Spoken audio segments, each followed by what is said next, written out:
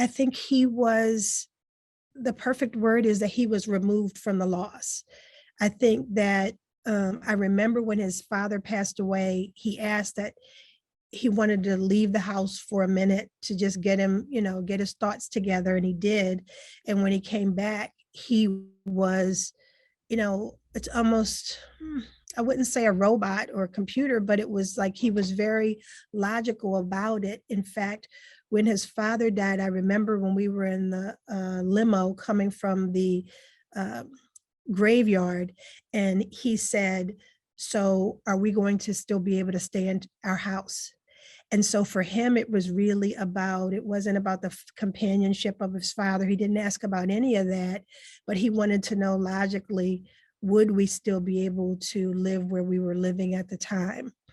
And I was concerned about him not showing the emotions and whether he was pushing it down, because the other thing that happened is when he went back to school, and he didn't stay out of school except for the day of the funeral. When he went back to school, he didn't tell anyone that his father had died, none of the people that he was close to, which at the time I thought was very, very odd.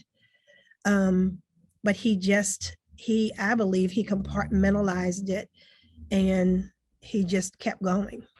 There's a lot of research that indicates that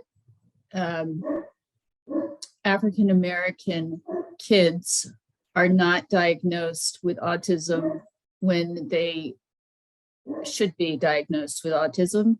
Mhm.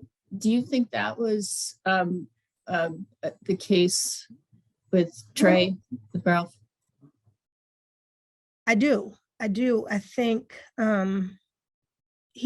it's only recently that he even got this diagnosis. And here I've been his mother for 29 years. I didn't know it. But again, I wasn't educated as much as I could have been on things to look for. And it's not something, we do a lot of things in our community. We talk about diabetes, we talk about heart disease, but I don't hear significant conversations about autism. And I think that when we do, it is people who show, I don't think we talk about the whole range or the whole spectrum.